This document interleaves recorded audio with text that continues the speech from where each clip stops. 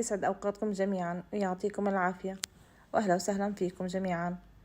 وصفة اليوم الكبسة السعودية على طريقتي. خليكم معايا وتابعوا الخطوات خطوة بخطوة.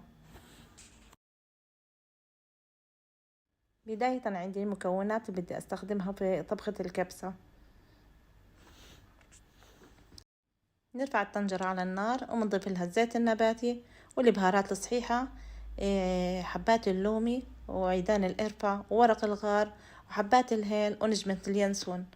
بنخلي البهارات تتحمص مع الزيت وتطلع الريحة، وبعدين نضيف لها عندي بصلة كبيرة فرمتها ناعم ومعلقة الثوم مهروس.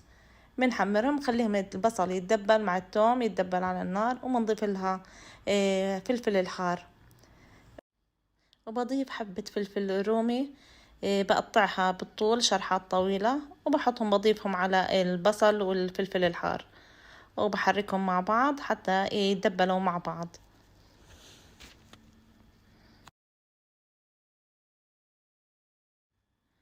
هلا بدي أضيف حبتين بندورة فرمتهم ناعم، وبحركهم مع الفلفل والبصل، وبضيف لهم معلقتين صلصة الطماطم أو صلصة البندورة، وبنخليهم على النار حتى يتسبكوا مع بعض. أضفت عندي البهارات المطحونة، عندي معلقة صغيرة من الكاري ومعلقة صغيرة من بهارات الكبسة المطحونة ونص معلقة من الكركم، ونضيف لها الملح. حطيت معلقة ملح صغيرة، وأضفنا لها كمان بودرة المرق الماجي أو الدجاج. حطيت نص ظرف عندي، ونص الظرف بالتاني بدي أحطه مع الرز. بنحرك البهارات وبنقلبهم مع البندورة والفلفل، وبنخلي البندورة عندي تتسبك عشان بدي أضيف لها الدجاج. عندي الدجاج كنت غسليته ومقطعيته، الدجاج مقطعيتها 8 قطع، غسلتها كويس، وبعدين بدي أضيفها لصلصة اللي عملتها. بنضيف جميع الدجاج عليها وبنحركهم حتى تدخل وتتغلغل جميع النكهات موجودة في الطنجرة في الدجاج. هون أضفت جميع الدجاج اللي عندي، وبدي أقلبهم مع بعض حتى تتنكه الدجاج من الصلصة الموجودة عندي. بخليهم على نار هادية وبغطي عليهم لمدة ربع ساعة.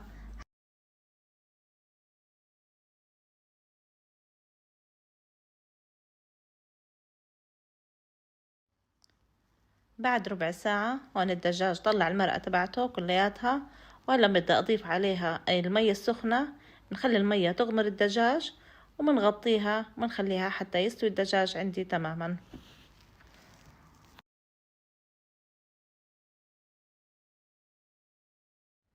الرز كنت نقعيته ساعة إلا ربع، غسلته وصفيت ميته، وأضفت له عندي 3 جزرات كبار برشتهم وأضفتها للرز.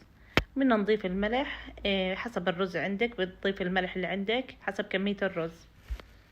والبهارات نحط مغلف المرق الدجاج النص الثاني اللي ضل عندي، ونفس البهارات اللي حطيتها على الدجاج بدي أحطها على الرز، اللي هي بهارات الكبسة وبهار الكاري والكركم، ومنحركهم مع بعض ومنخلطهم مع بعض، ومن هيك بنكون جهزنا تتبيلة الرز.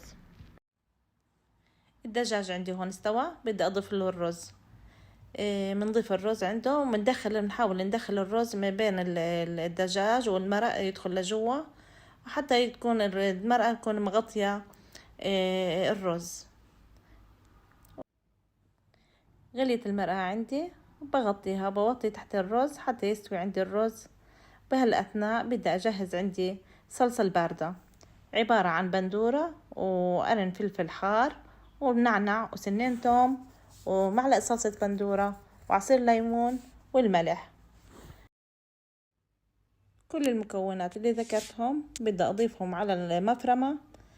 قطعت هون البندورة والفلفل الحار وورق النعنع أضفناها، وأضفنا صلصة البندورة وعصير الليمون والملح. بنشغل المفرمة عليها وبنفرمها، وعلى أساس يكون عندي صلصة خشنة، ما بدي إياها تكون ناعمة. بهاي الطريقة الصلصة عندي صارت هون جاهزة. هيك عندي الرز استوى وجهزت عندي وصفة الكبسة. بنصح الجميع يجربوها بهاي الطريقة، من أذكى الكبسات اللي أنا دقتها واللي عملتها. ويا رب إذا عجبتكم الوصفة ما تنسونا من اللايك والاشتراك وتفعيل الجرس. والسلام عليكم ورحمة الله وبركاته.